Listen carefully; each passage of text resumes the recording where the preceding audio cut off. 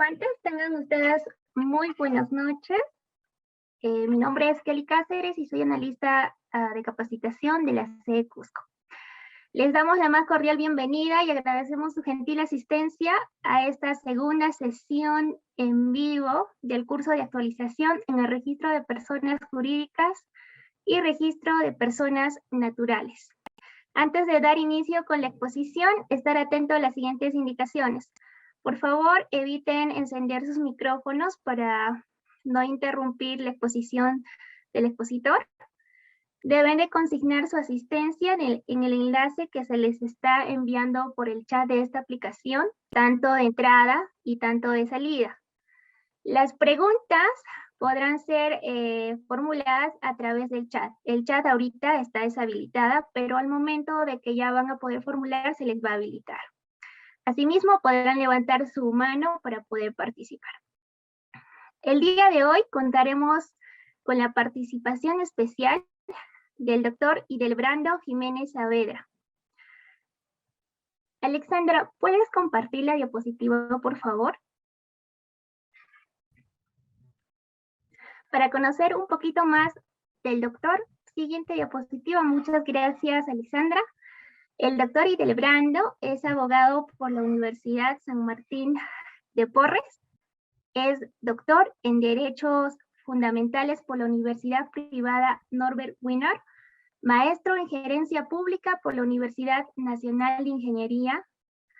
Cuenta con estudios de maestría en Derecho Notarial y Registral, maestría en Docencia Universitaria y maestría en Derecho Civil y Comercial. Asimismo, cuenta con estudios de especialidad en Derecho Administrativo y Derechos Reales y Registro de Predios. Actualmente, el doctor Idelbrando se desempeña como registrador público en la zona registral número 9, sede de Lima. A continuación, él nos hablará sobre órganos de gobierno en las sociedades, Junta General de Accionistas y Directorio, a quien daré el pase para el desarrollo del tema. Doctor Idelbrando, muy buenas noches. Buenas noches. Vamos a compartir la diapositiva, a ver un poco para que vayan conociendo también. Bien, ¿compartimos? Sí, doctor. Le escuchamos. Bien. En principio agradecerle a la SUNAR por esta posibilidad de participar en estos eventos que son bastante importantes porque permiten, en todo caso, poder intercambiar, actualizarse y tener un poco más fresco las ideas sobre los temas que nos toca a nosotros desempeñarnos día a día, ¿no? Y lo otro también agradecerle a la zona Cusco, ¿no?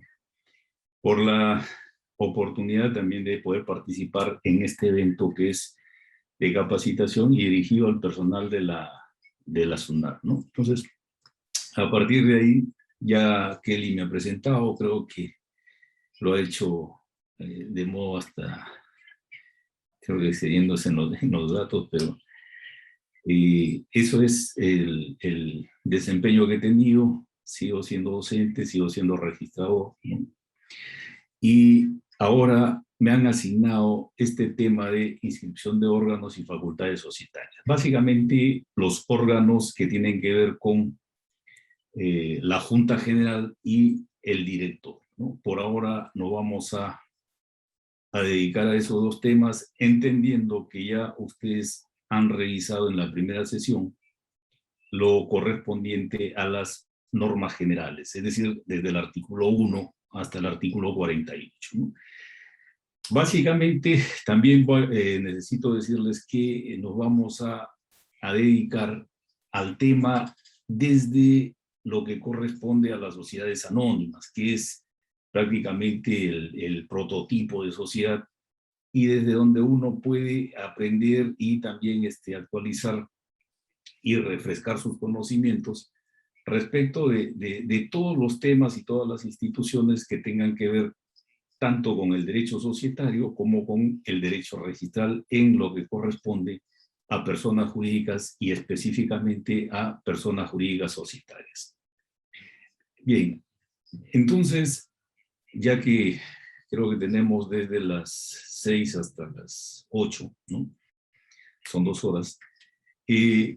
Vamos a tratar de refrescar estos temas que tienen que ver con la primera parte, que es el órgano más importante de la sociedad, en tanto que, como les repito, ustedes ya revisaron lo que corresponde a la definición, el pacto social, el estatuto, el acto constitutivo, la representación y todas las demás normas o elementos que integran una sociedad.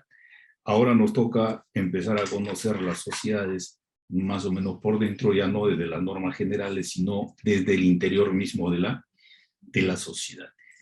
Y vamos a referirnos a, en primer lugar, lo que es la Junta General de Accionistas, dejando un poco también para ustedes, ya que pertenecen al sistema, ¿no? La invitación a que en las preguntas, si pueden complementar o, en todo caso, tienen algún tema muy puntual, muy específico, que a veces sucede, ¿no? Yo tengo en el sistema desde el año 96, soy registrador, he sido registrador en Cajamarca, he sido registrador en Huacho, he sido registrador en Bagua, he sido registrador aquí en Lima, en la gerencia de jurídicas, sigo en la gerencia de jurídicas, y siempre uno va teniendo, por este efecto de las denegatorias a veces que se realizan, apelaciones y temas muy puntuales, específicamente aplicables, a veces a títulos que uno sería bueno en todo caso que lo compartan, ¿no? Entonces, en la pregunta, si tuvieran algún tema muy, muy específico, muy puntual, me gustaría también escucharlo y en todo caso a todos nos ayudaría a complementar estos temas generales que voy a no explicarles, sino simplemente a tratarlos de modo sistemático para tener fresco el esquema, porque entiendo que ya ustedes lo dominan también, ¿no? Bien, en cuanto a lo que es el primer órgano y el más importante, ¿no? El más importante, que es la Junta General de Accionistas, podemos partir de una definición entendiéndolo como órgano supremo de la sociedad. Ahora, órgano supremo de la sociedad no significa, como siempre lo entendemos, que se trate pues de un órgano que puede hacer y deshacer en la sociedad, como muchas veces se entiende. El estatuto dice una cosa y la Junta, por entenderse órgano supremo, porque así expresamente lo dice la ley, consideran que, estando a veces incluso todos en una sesión universal, pueden acordar, ¿no? O decidir temas en contra de lo que establece el estatuto. Entonces, ahí es donde hay que explicarles que, si bien es cierto, son órgano supremo, el estatuto, ¿no? El estatuto es más o menos la carta, ¿no? La carta fundamental de la sociedad. Y que, bueno, pues si lo quieren modificar, no es cuestión de hacer referéndum, sino irse al artículo 206 para hacer un símil con lo que está pasando, ¿no? Pero en este caso hay que entenderlo, si bien como órgano supremo, sí sujeto a lo que establece el estatuto. Y cualquier decisión que se quiera tomar extra estatuto, ¿no? Tendría que ser objeto previo de modificación. Bien, formalmente podemos nosotros decir que se trata de un órgano supremo de la sociedad, efectivamente.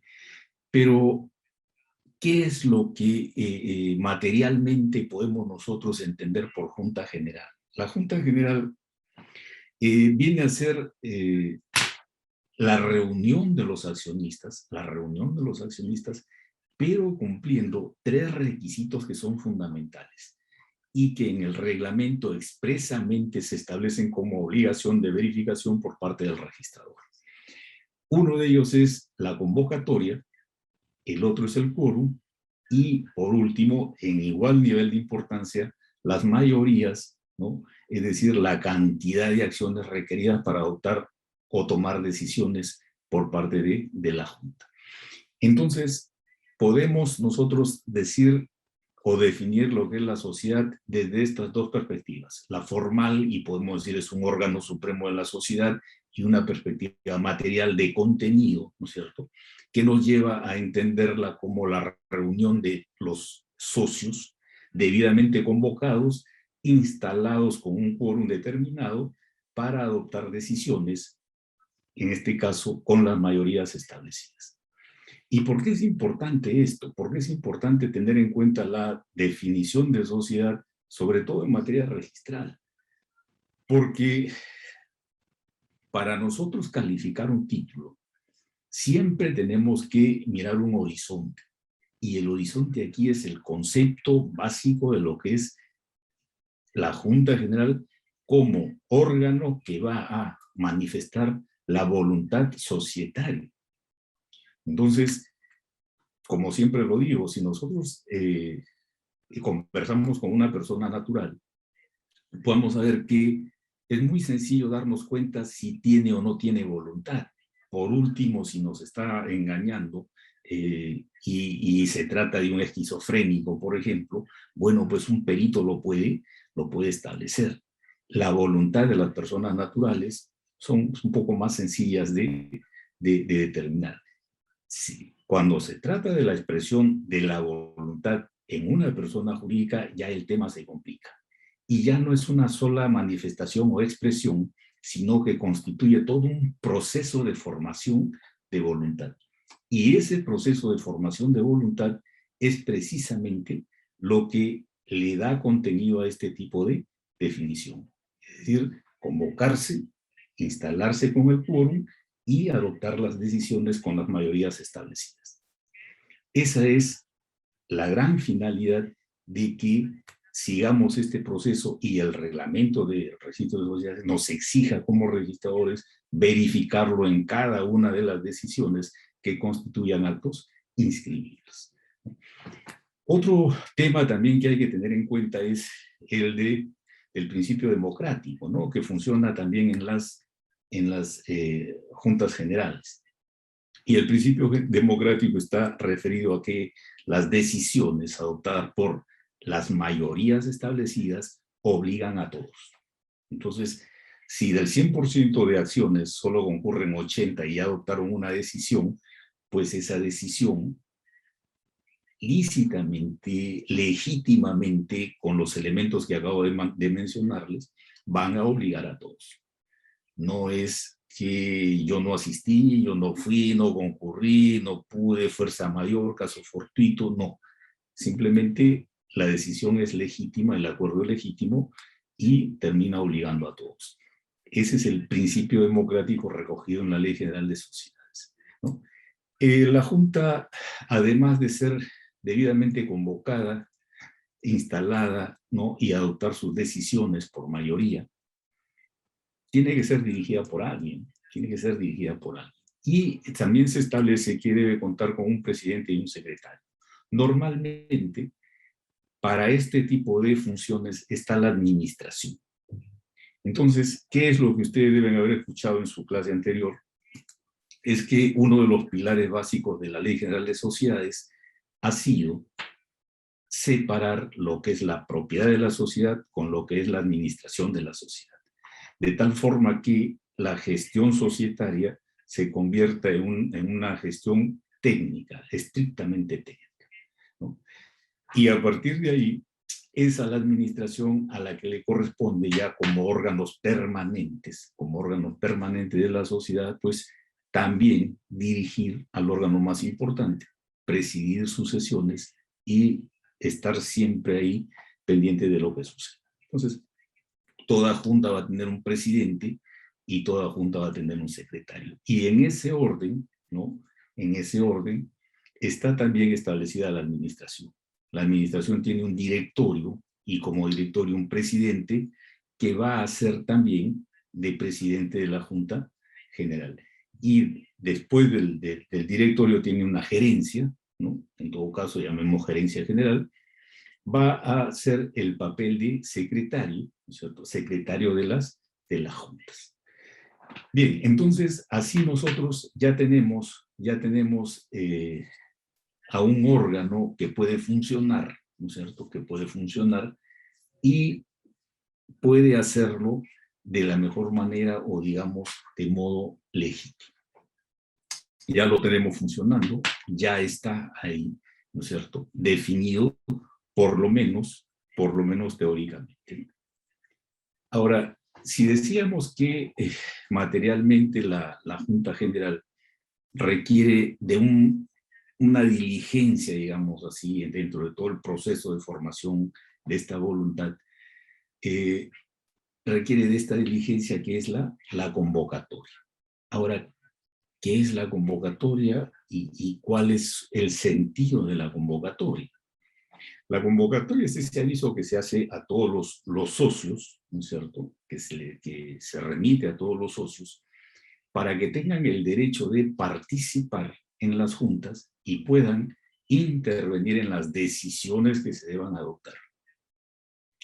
Es una obligación de parte de quien realiza la convocatoria y es un derecho del socio. Derecho a también no solamente concurrir, sino concurrir adecuadamente informado, como lo vamos a ver, ¿no? Bien, entonces la convocatoria, cuando se trata de sociedades anónimas, expresamente está destinada a que la realice el directorio. Y en algunos casos muy puntuales, puede hacerlo también la administración.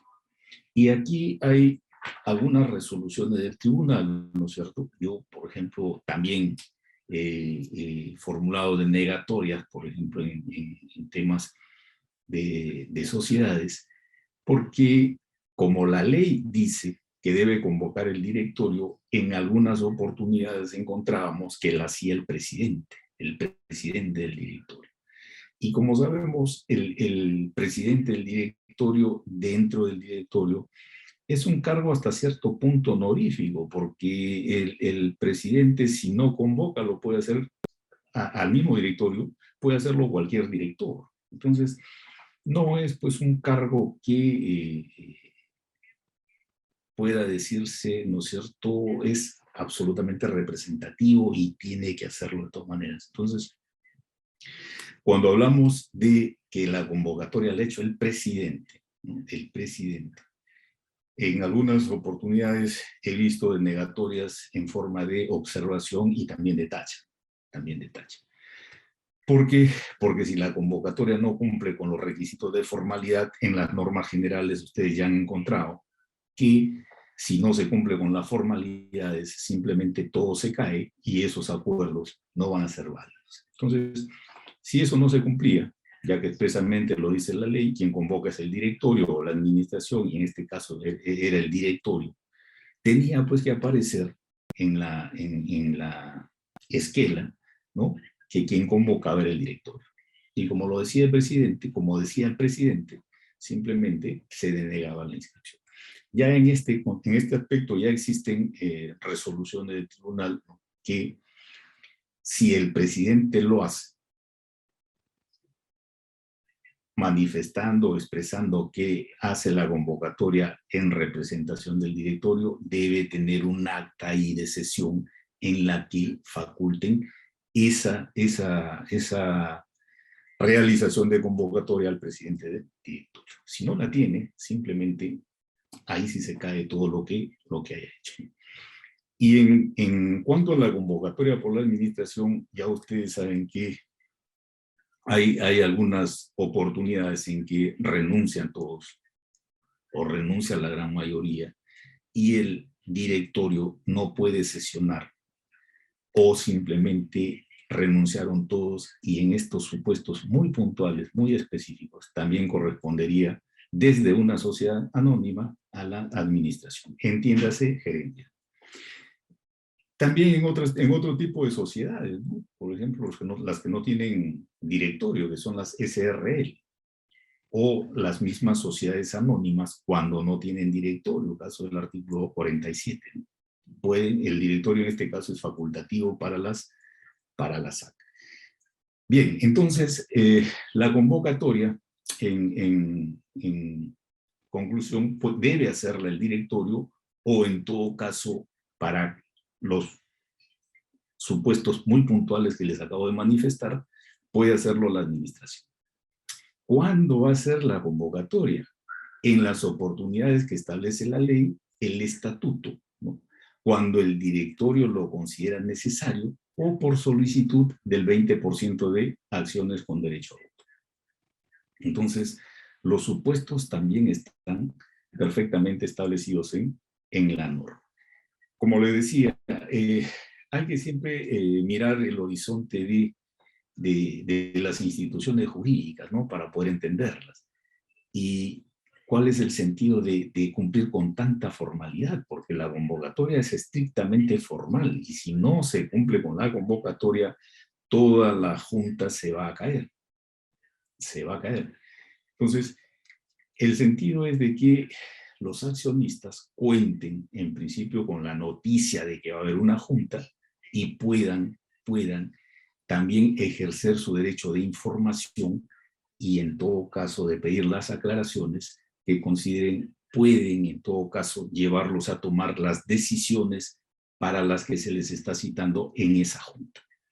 Ese es el sentido de las convocatorias, ¿no? Ahora, la agenda también es muy importante, y los puntos más generales ya, digamos así, legales de la agenda, están precisados pues en los artículos 114 y 115 de la Ley General. Cuando se trata de junta obligatoria anual, que es la más importante porque se toman las decisiones fundamentales ahí, sobre todo la aprobación de la gestión y la aprobación de las utilidades y la decisión de distribuirlas, en todo caso, ¿no? Y cómo distribuirlas, ya corresponden a este tipo de juntas. Junta obligatoria anual, que ya sabemos se realiza pues dentro de los 3 primeros meses, ¿no? Tiene sus propias funciones, sus propias atribuciones, así que en la esquela en la que se convoque, también tendrá que hacerse referencia para qué se trata y qué puntos se van a tratar. Esa es la agenda para la Junta Obligatoria Anual. Genéricamente está contenida en el artículo 114. Las demás juntas generales también tienen sus puntos específicos y están en el artículo 115. Ahora, el otro tema ya registral estrictamente de detalle, ¿cierto? Es el de discutir si los puntos de agenda de una junta general obligatoria pueden tratarse en cualquier junta o al revés, ¿no? Si algunos puntos de junta general pueden tratarse en una sesión de junta obligatoria. Porque puede suceder de que se convoque a una, por ejemplo, para una junta para aprobar la gestión del periodo 2020, por ejemplo, ¿no? Y ya no sea la junta obligatoria anual, como también he visto en ese caso, o he visto ese tipo de sesiones, ¿no? Entonces, ahí normalmente lo que se hace es mejor que precisen y que definan de qué tipo de juntas se está tratando. En cuanto al artículo 115, hay también un tema en el inciso 5 de la Ley General, que se trata de juntas para decidir la enajenación en un solo acto de activos de la sociedad.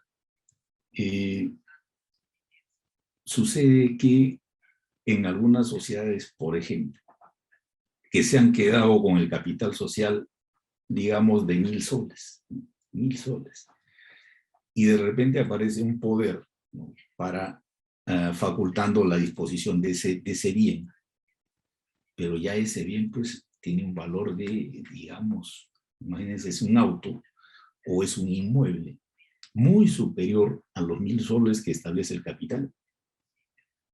Entonces, si eso está claro ahí a partir del poder y del capital inscrito, viene la pregunta, ¿no? ¿Es procedente ello, ¿no? O sea, si el artículo 115, inciso 5, dice que se necesita junta general para, ¿no?, que decida la enajenación de... ¿Qué pasa con este tipo de poderes, ¿no? A veces los otorga el directorio, ¿no? O si si el capital es de 1.000 soles, ¿puede la Junta disponer de ese modo para la disposición de activos de mucho mayor valor? Esa es la pregunta, ¿no?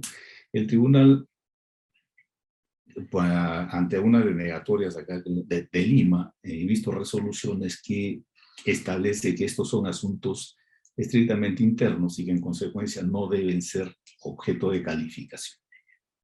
Entonces, hasta ahí el tema, por lo menos, no es precedente, pero por lo menos ya hay criterios formados en ese sentido. Bien, entonces, a partir de lo que dice la ley, estamos definiendo lo que es la Junta General, ¿no? Ya su organización, su contenido y desde su aspecto formal, estamos viendo cuál es su primer elemento, que es la convocatoria, qué cosa es la convocatoria y para qué sirve, y por qué la ley exige todas estas formalidades, y la agenda, digamos así, que no es otra cosa que las atribuciones o funciones que la ley establece para este acto, ¿no? En los artículos 114 y 115 de la Ley General. Entonces, otro tema dentro de la agenda y que sí es importante revisar son los requisitos legales, sobre todo para las convocatorias que se realizan desde la forma societaria que es sociedad anónima, ¿no? Como le digo, es el prototipo de sociedad. En principio, tratándose de sociedades anónimas, ya sabemos que deben publicarse. Las convocatorias tienen que publicarse en los diarios de acuerdo a donde domicilia también la sociedad. Si el domicilio es en Lima o Callao, ya sabemos que son 2 diarios, peruano y el de mayor circulación. Si es en provincias, ¿no? La cosa ya cambia. El diario oficial, también lo establecido el tribunal, es el que la presidencia de la Corte designa anualmente para sus avisos oficiales. Entonces, hay que verificar también ello, ¿no? En cuanto a la publicación, tiene sus plazos, y los plazos son de 10 días para la Junta Obligatoria Anual, en las que se establecen estatutariamente, y en los demás casos de 3 días, ¿no? De 3 días.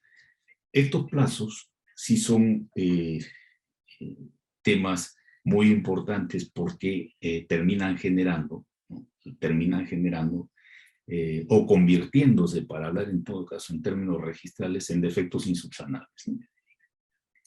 Bien, en cuanto al contenido de la convocatoria, también es un contenido tasado en la ley, y podemos entender de que esta esquela de convocatoria debe tener el lugar, día y hora de celebración, los asuntos a tratar, que es la agenda, y el hecho de que no se pueden tomar acuerdos distintos de los que se establezcan en la agenda, a menos que se deriven pues directamente de ella, ¿no? Entonces, el contenido de las convocatorias ya está establecido, ¿no? Formalmente establecido, y tiene también que cumplirse. Evidentemente, cuando uno hace la calificación, el control de legalidad, como dice el artículo 31 del Reglamento General, ese control de legalidad nos permite a nosotros hacer la compulsa entre la esquela de convocatoria y lo que aparece en el acta, ¿no?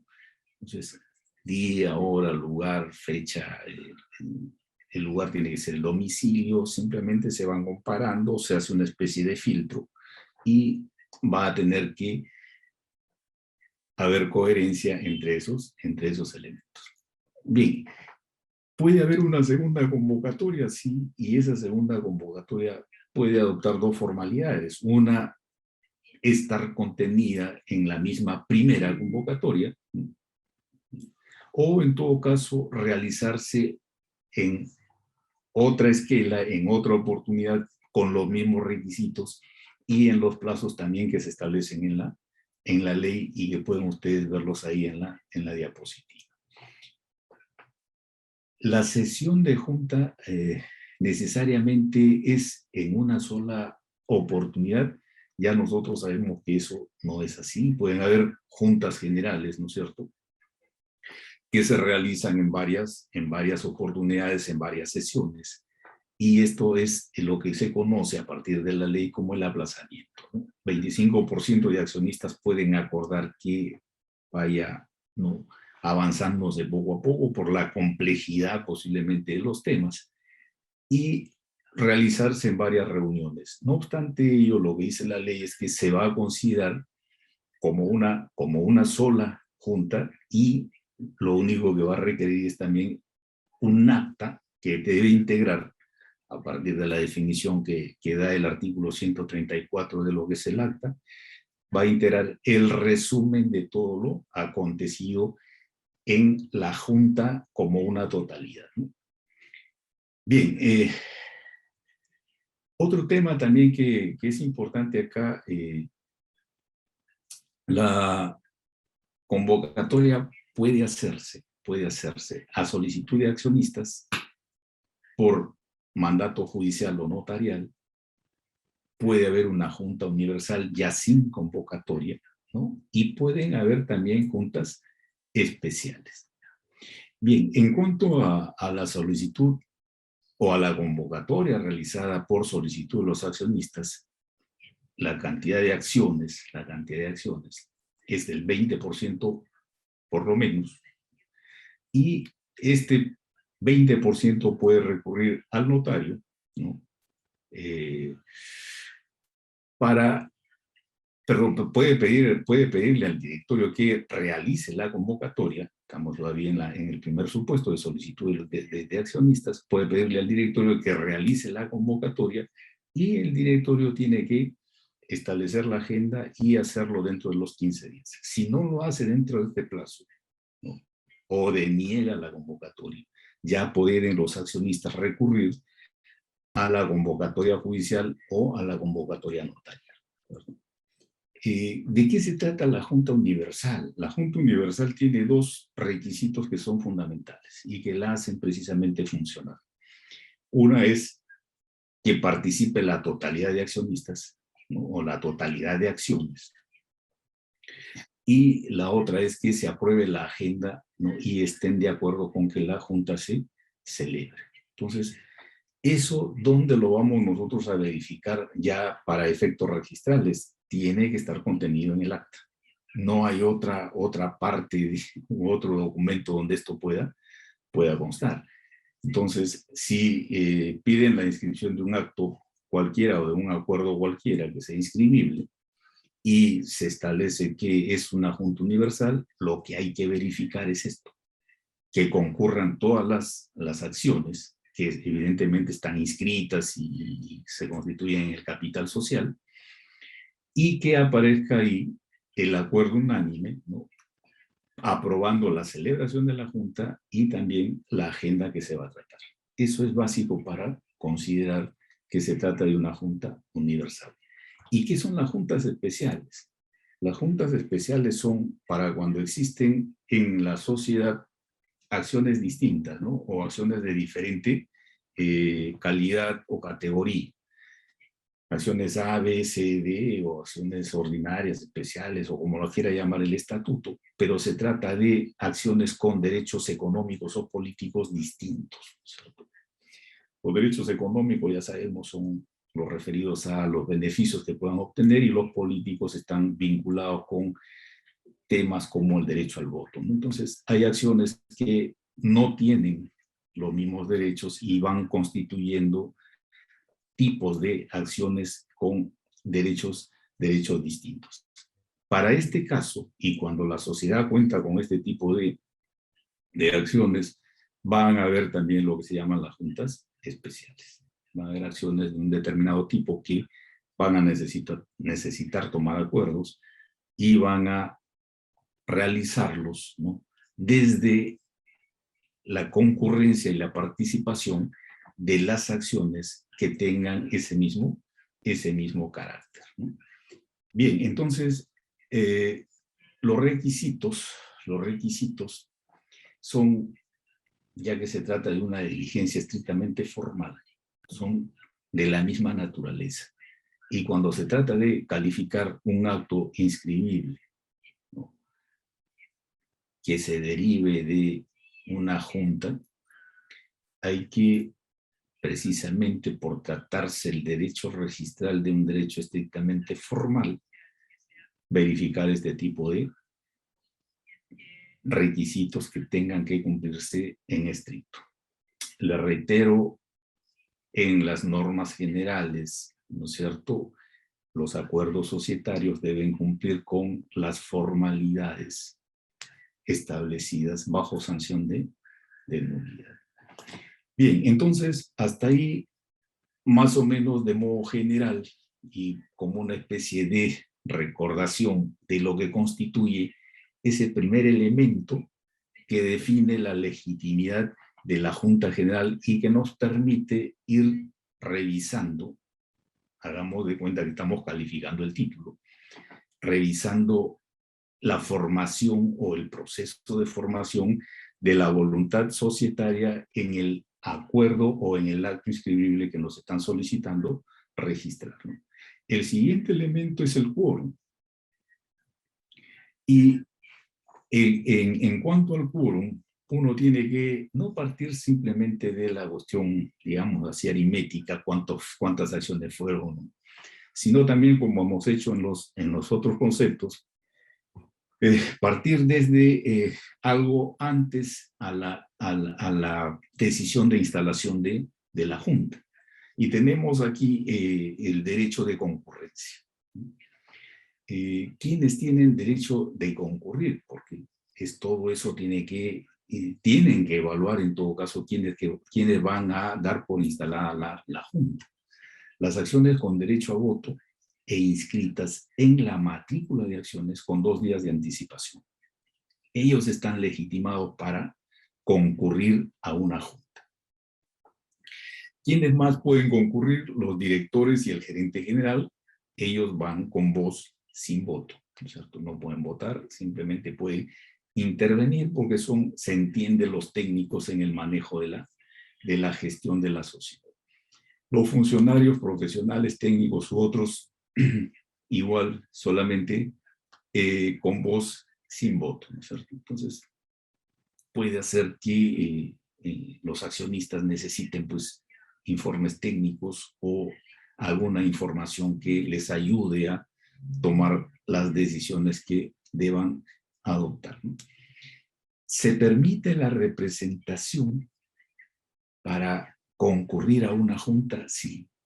Y aquí los requisitos son, ¿no?, de que la representación se haga por escrito para cada junta o por escritura pública de modo permanente y que sea notificada a la sociedad, ¿no?, se tenga conocimiento y se registre con 24 horas de aceptación.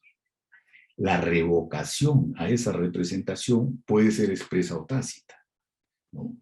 Es tácita cuando concurre el representado, ¿no? Entonces, simplemente otorgo poder para que alguien me represente en una junta, concurre el representante y concurro yo, simplemente lo que estoy haciendo es dejando sin efecto la representación para esa junta, porque puede suceder que haya yo otorgado representación por escritura pública y solo concurra una. Se entiende que puedo participar yo como accionista en esa junta y en las siguientes mi representante, en tanto que lo que se ha hecho es otorgar este poder por escritura pública. En cuanto a la suspensión del derecho de voto, también, que es un tema previo a la formación del quórum, cuando hay conflicto de intereses, ¿no? Si hay conflicto de intereses, simplemente hablamos de la suspensión del derecho a voto. Y aquí sí hay que aplicar, para efectos de la validez de los acuerdos, lo que establece la ley. Ya no se computa, pues, si hay suspensión del derecho de voto, no se computa para la formación de las mayorías. Si los acuerdos son adoptados en violación de esta norma, ¿no?, violación de esta pauta, simplemente generan dos cosas, ¿no?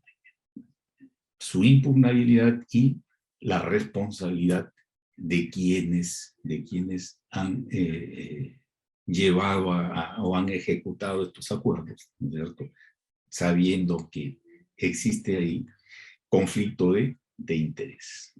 Bien, entonces, para llegar a formar el quórum e instalar la junta, hay que tener en cuenta estos aspectos, que a veces uno, cuando revisa los títulos, va directamente a la cantidad de acciones, ¿no? Es importante tenerlos en cuenta porque hay que, como le dije antes, tener en cuenta también el horizonte más o menos hacia dónde van las sociedades, ¿no? Y cómo es que podemos nosotros contribuir a una formación legítima de esa voluntad societaria, ¿no? Entonces, ¿quiénes son los legitimados a concurrir? ¿No? ¿Quiénes pueden concurrir con voz pero sin voto? ¿No? ¿Quiénes pueden concurrir representando a los accionistas? ¿No? ¿Y cuándo puede darse el supuesto de suspensión del derecho de voto? Cuando hay conflicto de intereses, ¿no?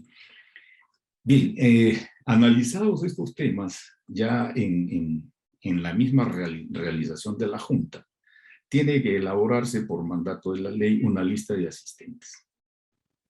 Esa lista de asistentes es muy importante porque a veces terminamos encontrando nosotros, ¿no? Terminamos encontrando contradicciones entre lo que se establece como quórum y quienes han asistido, ¿no? Aun cuando la ley también, un poco en el artículo 135, establece que si ya la relación existe con firmas al final del acta, bueno, se entiende que esas son la lista de asistentes, ¿no? Bien, o puede en todo caso también incorporarse, ¿no?, la lista al acta, ¿no? Hay algunos que tienen ese estilo, algunos notarios tienen ese estilo de trabajo, insertan, ¿no es cierto?, insertan la lista de asistentes a las actas. Bien, entonces, este es un requisito también que lo exige la ley, tiene que existir, no obstante la excepción que les acabo de mencionar. Antes de la instalación, tiene que realizarse esta lista de asistentes, donde se va a indicar el número de acciones, la clase de acciones, si concurren representantes, ¿no? Y al final, hacer la cuenta de cuántas acciones han concurrido y los porcentajes. Si hubieran acciones especiales, ¿no?, igual tendrían que dejarse constancia de ello. El cómputo del quórum, por regla general, siempre se hace al inicio. Por regla general, se hace al inicio. Y eso es más o menos para todas las personas jurídicas. Revisamos el reglamento de personas jurídicas no societarias para ubicarnos mejor. Y vemos que también es igual, son personas jurídicas, digamos así, en donde un miembro, un voto. Y también el quórum se computa al inicio de las asambleas generales. En este caso son juntas, son sociedades, y la regla también se aplica, ¿no? Quien declara instalada, después de verificar evidentemente porque están haciendo la función de presidente y secretario, presidente del directorio y el gerente general, que son los que tienen la información de la matrícula de acciones, son los llamados a dar por instalada la Junta, verificando evidentemente previamente el quórum, ¿no? Si definimos el quórum como la cantidad de acciones necesarias para que pueda instalarse válidamente una Junta General. Bien, en cuanto al cómputo también puede suceder que algún accionista, revisando la agenda, aprecia que se trata de temas, ¿no?, que necesitan de quórum calificado y también de temas que no lo requieren. Entonces, él puede excluirse de ser considerado para algunos temas específicos referidos en este artículo 126.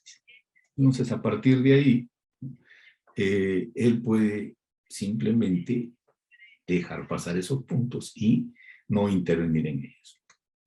Instalada la Junta, quienes ingresen pueden participar en las mayorías. Puede, como siempre sucede, no llegan puntualmente.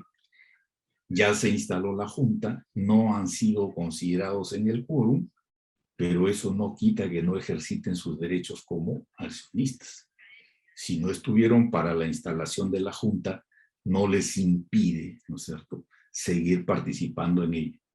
Y a partir de aquí, de lo que establece la ley general, simplemente cuando ya se trate de decidir o de adoptar los acuerdos, podrán participar. Entonces, no hacen quórum, pero sí pueden hacer las mayorías. Los tipos de quórum que nosotros debemos recordar cuando tengamos que calificar títulos son dos, y en ellos sí creo que no hay mayor inconveniente: quórum simple y quórum calificado. Quórum simple, que tiene también o ese efecto de el tipo de convocatorias, primera o segunda, ¿no es cierto? Y el quórum calificado, que tiene que ver con los temas que van a tratarse.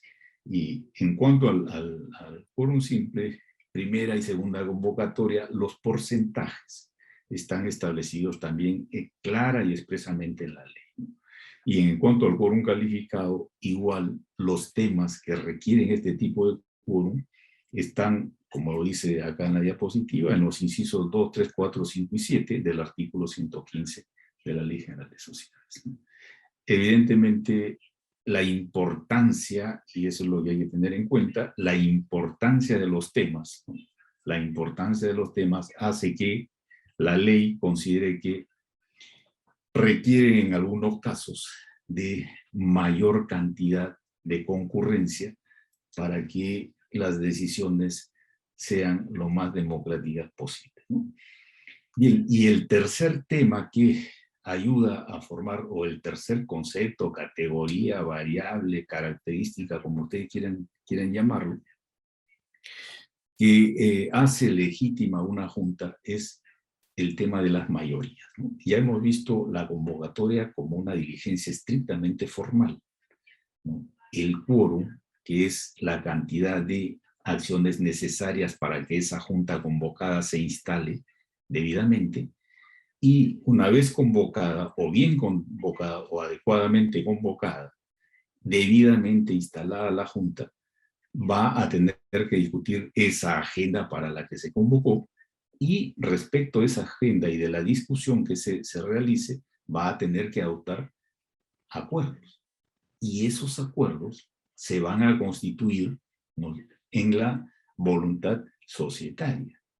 Entonces, para que se conviertan en ello, de lo que se necesita es de votos, ¿no es cierto?, una determinada cantidad de votos que representan acciones para su legitimidad.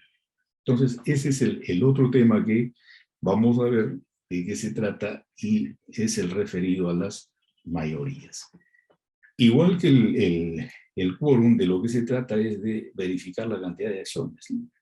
Cantidad de acciones. Y en cuanto al quórum, por ejemplo, tratándose de sociedades anónimas, para hacer referencia a alguna resolución del tribunal, ¿no? En algunas oportunidades se veía que para efectos del quórum se les pedía, evidentemente les hablo ya de algunos años atrás, se llegaba en algunos casos a solicitar la matrícula de acciones, ¿no?, para verificar si efectivamente, a veces por el temor, ¿no?, de esta suplantación y falsificación que también se da no solo en el ámbito notarial, sino también en el ámbito societario, para evitar cualquier daño que se pueda generar a través de la inscripción sin haber tomado ese cuidado, se pedía pues la matrícula de acciones, ¿no? El tribunal ha dicho que bueno, ya esa parte de la calificación no es función del registrador. Y bueno, pues el capital social o las cantidades de acciones necesarias puede verificarse con el capital social inscrito, la cantidad de acciones que están ahí, en las que se divide el capital, y con ello compulsar lo que contiene el acta y verificar a partir de ahí si existe o no quórum. El mismo tema se aplica evidentemente para las mayorías. Las mayorías, como les repito, es la cantidad de acciones necesarias para, ¿no? Cantidad de acciones necesarias para adoptar acuerdos válidos. Entonces, no hay que confundir mayorías con quórum. Se refieren a la cantidad de acciones, sí, pero el quórum es para instalar la junta y las mayorías para adoptar acuerdos. Bien, entonces, el cómputo también de las mayorías está expresamente regulado en la ley general. Y en este caso también va a depender de el tipo de acto que se realice. Hay actos muy importantes que requieren de una determinada cantidad de acciones, ¿cierto?, para adoptar los acuerdos, y otros, por ejemplo, como el nombramiento de un gerente, que es uno de los más recurrentes en las sociedades, que no lo va a necesitar. Entonces, como digamos así, operadores registrales que somos, lo que hay que verificar y siempre hay que compulsar son estos datos que están en la ley, ¿cierto? Los cómputos que se deben hacer con lo que aparecen en las actas. Cuando se trata de cumplimiento de normas imperativas, ¿no?, como lo dice el artículo 126, ya no se requieren ni quórum ni mayorías calificadas. Recuerdo algunos actos, por ejemplo, como estos actos que habían antes de actualizar el capital con esto de las movidas que habían por efecto de la inflación, ¿no? Entonces, ya eran mandatos legales y simplemente lo que se hacía era aplicar las tasas que se tenían que aplicar a los valores de los bienes, y en función a eso, pues simplemente actualizar el capital, ¿no? Un mandato legal. Y bueno, pues en esos casos puede ser un ejemplo de lo que se refiere acá como normas imperativas. Bien, entonces fíjense, más o menos de modo general y con referencias a la ley y algunos criterios jurisprudenciales, nosotros podemos ver en esencia que materialmente la definición de Junta General está referida, ¿no?, está referida a estos tres elementos o tres requisitos que dan legitimidad sobre todo a los acuerdos que se adopten. Y los acuerdos que se adoptan no son otra cosa que la formación de la voluntad societaria. Entonces, como les decía, no es igual la formación de la voluntad en persona natural, que puede ser un acto, declaración o manifestación, aun cuando internamente algunos reconocen hasta tres pasos, ¿no? Pero en la formación de la voluntad societaria de las personas jurídicas sí es todo un proceso formal, ¿no?, formal, como es la convocatoria, y una verificación de concurrencia, como es el quórum, y además la adopción de acuerdos o mayorías también a partir de una determinada cantidad de acciones que son las que deben decidir todos los actos que requiera la sociedad. Entonces, es todo un proceso, y de ese proceso lo que vamos a extraer es la voluntad de la sociedad. Todo este proceso se hace, y eso hay que tenerlo presente, para obtener de ahí qué es lo que la sociedad quiere, ¿no?, cuál es la voluntad de la sociedad. Por eso es, digamos así, el carácter de estricto que le da la ley a todas estas normas, y por ello es que, si ustedes se dan cuenta, intervienen los interesados, con todos sus derechos, que son los socios o accionistas. Puede intervenir también el notario, que en este caso es un apoyo para el registro en nuestro régimen fundamental, y también la calificación o control de legalidad que hace el registro, ¿no? Con todo eso, la voluntad legítima de la sociedad se trata de garantizar, ¿no? Bien, y todo esto, todo este proceso tiene que constar en alguna parte, porque lo que se ingresa al registro son documentos, son títulos, y de acuerdo al artículo 7 del Reglamento General, que define lo que es título. Evidentemente, título es el documento que contiene, documentos que contienen, ¿no?, los actos o derechos que se requiere inscribir, o que acreditan de modo fehaciente e indubitable, como dicen, ¿cierto?, los actos o derechos que se quieren inscribir.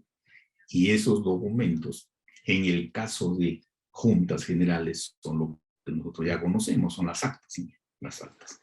Y las actas también tienen sus formalidades. Y las formalidades de las actas están precisamente en los artículos 134, 35 y 36 de la Ley General de Sociedades. Entonces, comenzando por definir qué cosa es acta,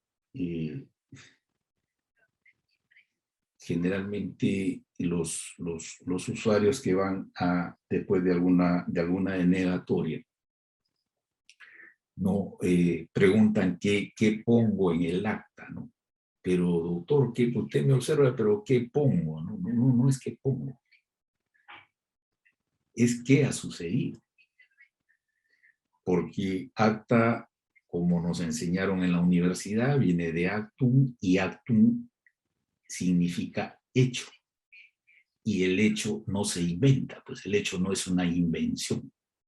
El hecho es lo que sucedió.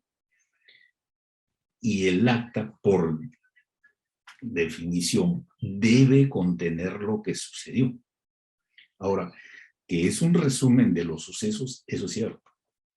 Y es un resumen de lo acontecido, por definición, que consta en la Ley General de Sociedades.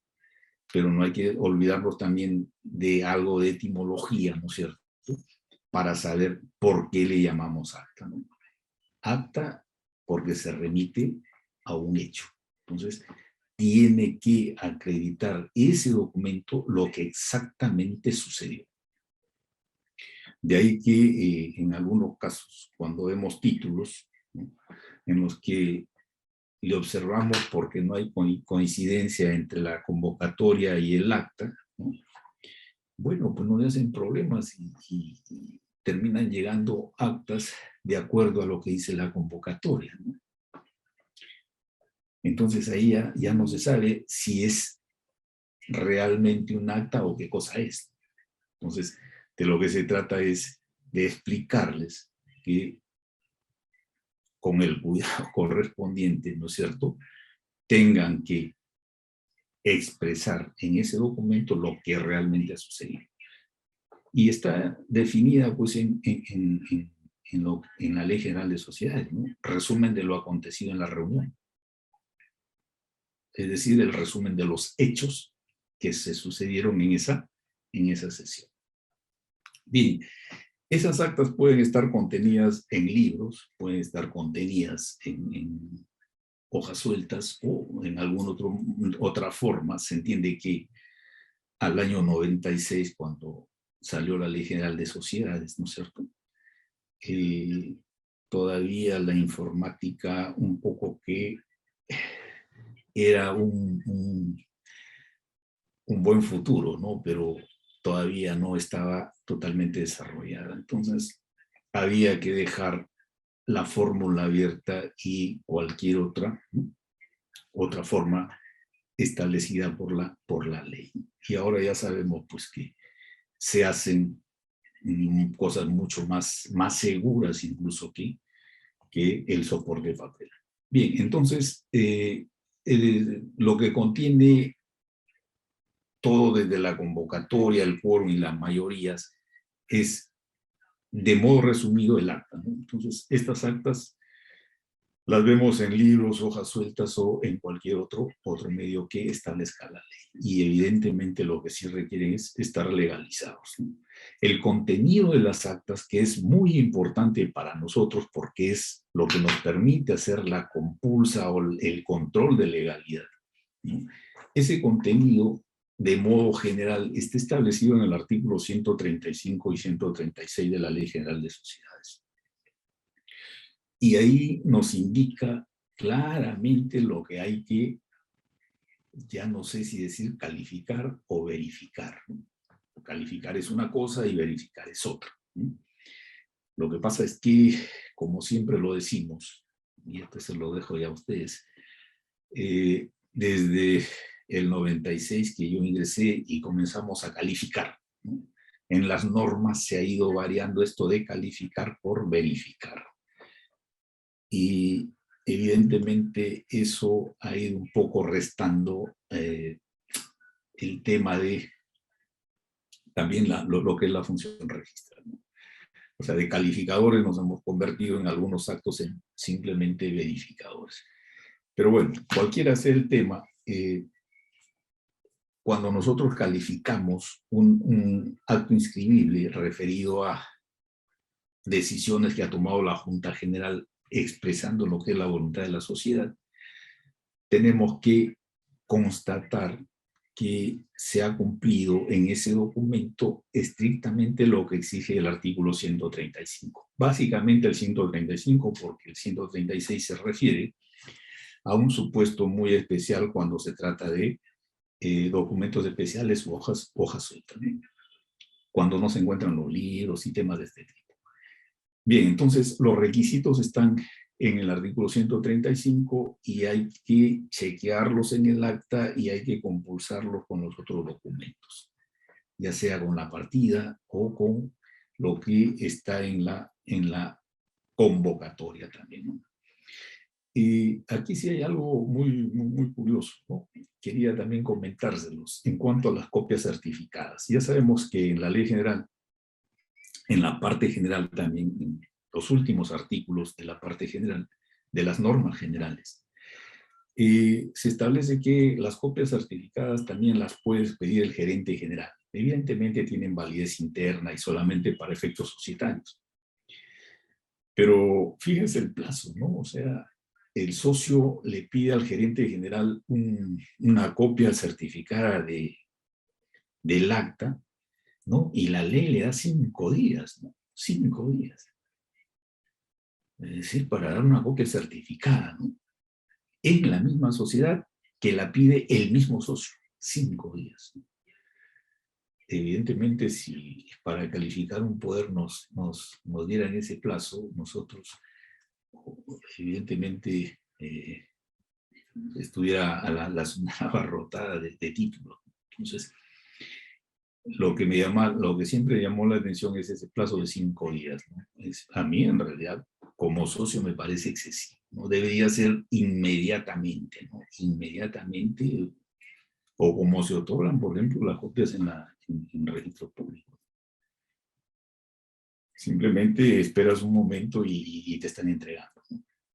Bueno, pero de todas maneras la ley sigue así, sigue con sus 5 días, ¿no? Y la negativa también a proporcionar estas copias puede incluso tramitarse como un proceso no contencioso.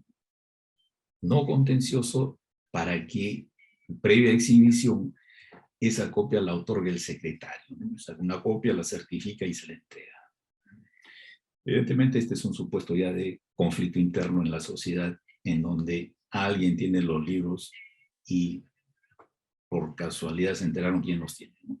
Ya son conflictos que no son extraños de conocerlos en registro, porque cuando llegan las actas en la forma que establece el artículo 136, uno toma conocimiento de qué cosa es lo que está pasando en esa sociedad y evidentemente lo que pasa no es que no existe el libro, sino que alguien lo tiene y ni siquiera quiere dar copias certificadas.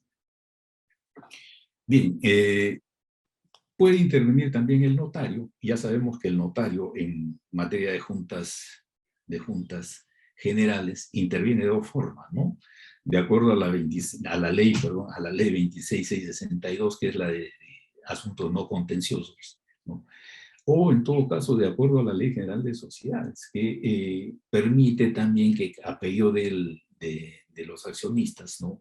O de la administración, intervenga un notario para dar fe, ¿no? O certificar la autenticidad de los acuerdos. Entonces, es aquí donde encontramos la otra forma de intervención notarial. Una que es a través de los procesos no contenciosos, esos 17 procesos que hay en la Ley 26.662, ¿no? Y que se tramitan ante el notario dentro de esas formalidades. Y la otra es la intervención notarial, como es la que siempre hemos conocido, es decir, para autenticar lo que suceda, ¿no? Viendo y oyendo, como dicen los notarios, ¿no? Entonces, asiste a la junta y o redacta el acta y la firma también el notario, ¿no es cierto? Y con esto da fe de lo que ha sucedido, sobre todo para verificar el quórum, ¿no es cierto? Y verificar las mayorías, que son muy importantes a veces cuando ya en la misma sociedad existen conflictos, ¿no?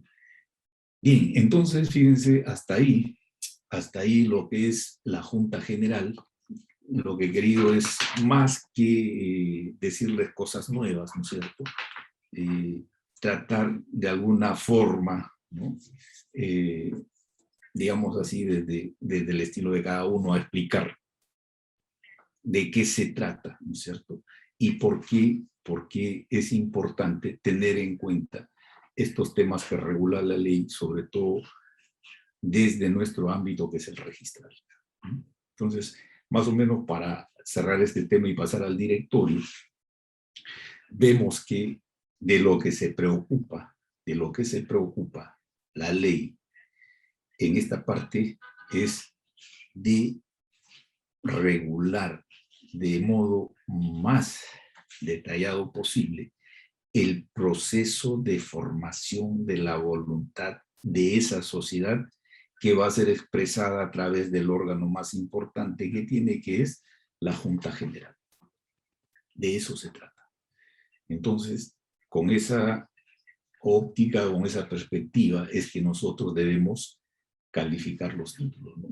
Es como cuando tenemos algún tema registral, sabemos que registro igual propiedad, registro igual propiedad. Entonces, hay que verlo desde ahí. Y si hablamos de la voluntad societaria, tenemos que también darnos cuenta que cuando hablamos de sociedades, no es más que una forma de concebir la propiedad. Es una propiedad colectiva. Es una propiedad colectiva. Por eso yo les digo que registro igual propiedad. Y no es extraño por ello que el 94, cuando cambió todo el esquema, ¿no? También nuestra entidad, registros públicos, haya sido prácticamente repotenciada. Bien, esas son perspectivas que hay que siempre tenerlas en cuenta para poder nosotros explicar y entender, en todo caso, cuál es el tema que nosotros manejamos día a día, ¿no?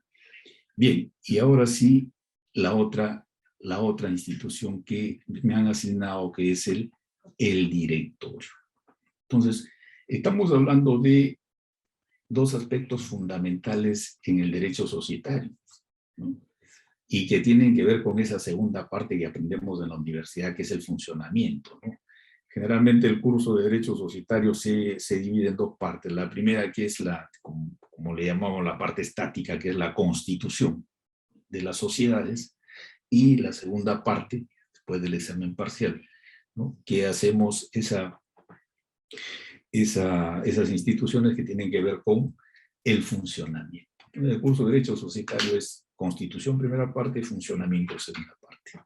Y en la segunda parte lo que se hace es revisar o estudiar el tema de cómo es que precisamente se toman decisiones en la sociedad, qué es lo que estamos viendo y quiénes toman esas decisiones. ¿Y qué es lo importante acá?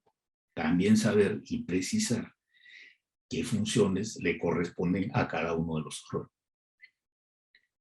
Entonces, ya hemos visto lo que es la Junta General, ¿no? En los artículos 114 y 115 están precisadas las funciones de la Junta, ¿no? Y ahora vamos a ver lo que corresponde de modo general a la administración, que como les dije, lo que pretende la ley es, y una de sus piedras angulares, como lo explica también la doctrina nacional, una de las piedras angulares es separar lo que es la propiedad de lo que es la administración. Y en cuanto a administración, nosotros tenemos al directorio y tenemos a la gerencia, ¿no? En cuanto a la gerencia, entiendo que se lo están asignando a alguien más. Yo llego solamente hasta el directorio y vamos a ver a partir de ahí lo que me corresponde. Bien, entonces, directorio y gerencia, le reitero, es lo que la ley reconoce como administración. La forma societaria, o no, el tipo de sociedad, porque ya ustedes saben, forma y tipo de sociedad es cosa distinta. Formas societarias son 5, tipos de sociedad son ahora 10, o con esto de las SACs, ¿no? Y bueno, pues cuando la ley nos remite al 247 nos habla de un tipo societario dentro de la forma de la sociedad anónima, ¿no? En este caso, no se establece como obligatorio el directorio, sino que ya es facultativo. Bien, ¿y qué cosa es el directorio? El directorio también es, ¿no?, un órgano colegiado, como lo es también la Junta. Entonces, para ir haciendo estos elementos de legitimidad de la formación de la voluntad societaria, para ir haciéndolos de modo general, vamos a ver que en todos los órganos societarios, el funcionamiento es muy similar. ¿Cómo se forma la voluntad de un órgano colegiado?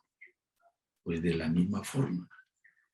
Tendrá que ser convocado, tendrá que instalarse con un quórum determinado y tendrá que adoptar acuerdos con mayorías establecidas. Y todo lo que suceda en ese proceso tendrá que acreditarse a través de lo que acabamos de ver, de las actas. En todo órgano colegiado, esos elementos de legitimidad y ese proceso de formación de voluntad es muy similar. Lo que cambian son algunos detalles. Imagínense ustedes en el Congreso. El Congreso es un órgano colegiado, igual se convoca, se instala, toma acuerdos y redacta sus actas. Igual. El jurado o la Junta Nacional de Justicia, órgano colegiado, igual. Los tribunales, órganos colegiados, el mismo esquema. Entonces, eso un poco para recordar, ¿no?, acordarnos nosotros de que cuando hablamos de órganos colegiados, para verificar la legitimidad de sus acuerdos, hay que construir el mismo proceso. Es decir, verificar la convocatoria, verificar el quórum y verificar sus mayorías. Y compulsar la redacción de sus actas con las normas, ¿no es cierto? Porque son las que establecen los requisitos específicos para su validez. Bien, entonces, a partir de ahí, el directorio, ¿cómo podemos definirlo? Es un órgano colegiado. Y aquí sí encontramos ya un dato que es importante, ¿no? El directorio es un órgano colegiado integrado por personas naturales. En alguna oportunidad, me acuerdo que observé por qué habían designado para el directorio personas jurídicas, ¿no? Entonces, como la ley ahí es expresa, bueno, no hay mayor inconveniente.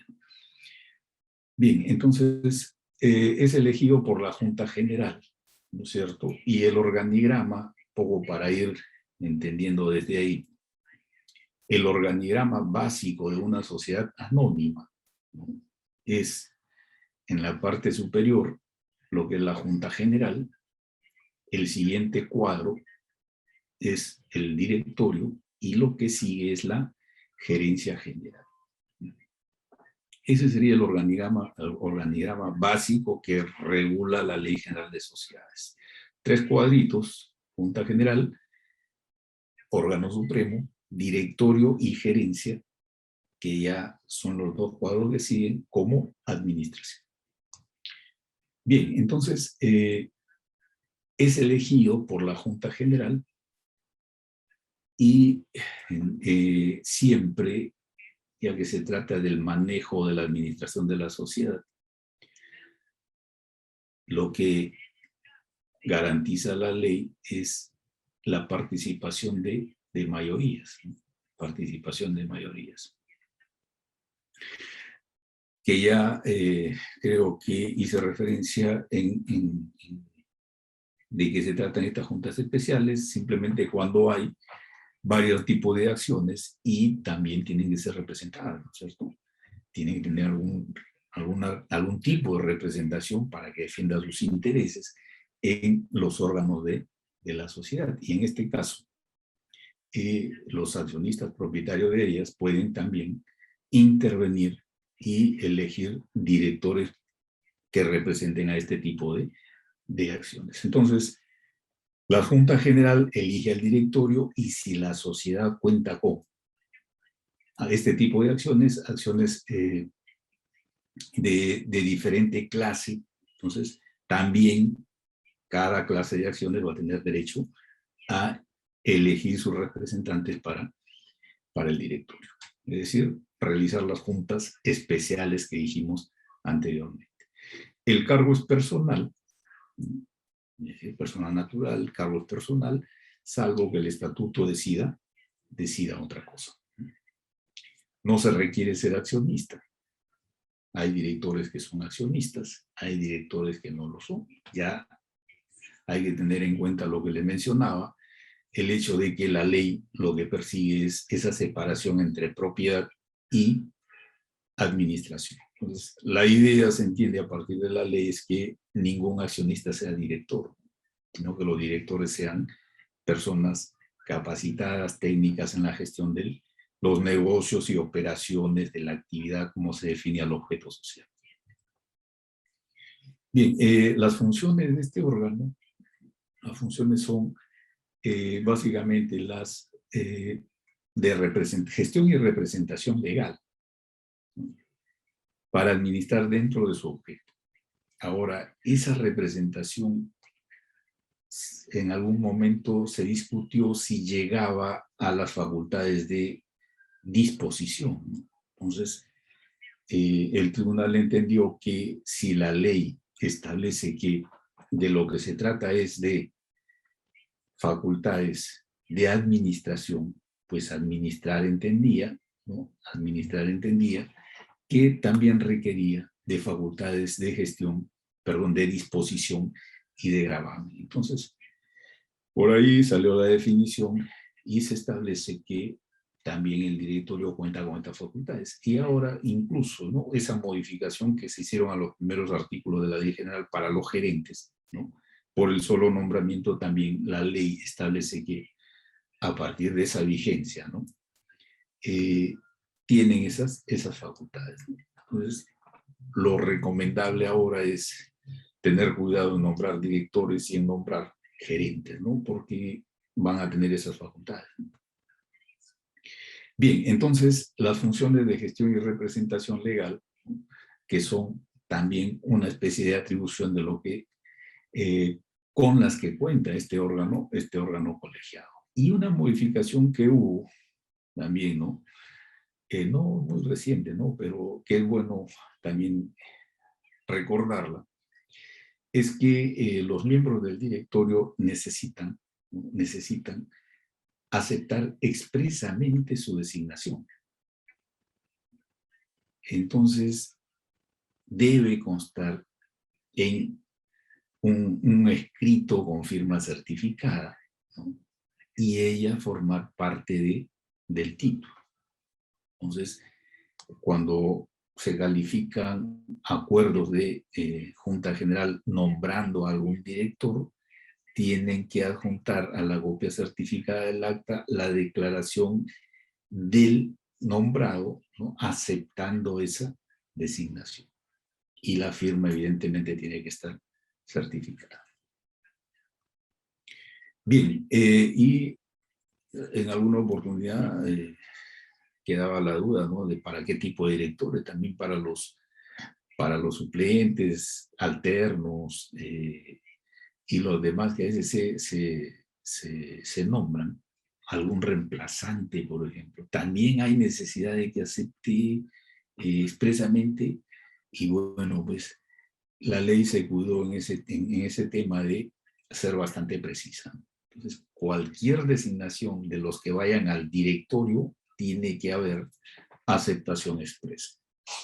Los impedimentos para ser director están expresamente establecidos en el 161 y 162 de la Ley General. De revisar. Es más, registralmente no tendrían ningún efecto porque como la elección depende de los accionistas que se reúnen en junta, son ellos los que tienen que evaluar esos impedimentos, ¿no? Esos impedimentos.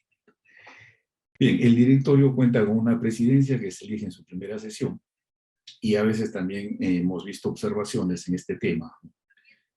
Son directorios que fueron designados, digamos así, en la junta obligatoria anual, es decir, entre enero y marzo. Fueron designados en la junta obligatoria anual, ya se han reunido, ya hay actos inscribibles en el registro, ¿no?, por decisiones que adoptó ese directorio, y después están pidiendo que se inscriba al presidente. Entonces viene ahí la pregunta. Si la ley dice que es en su primera sesión, ¿cómo inscribir un presidente de directorio que ha sido designado casi a la 10ª, ¿no?, por decir algo?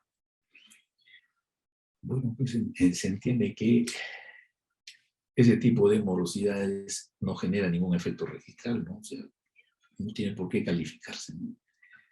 Se decide la designación, simplemente tiene que inscribirse, ¿no?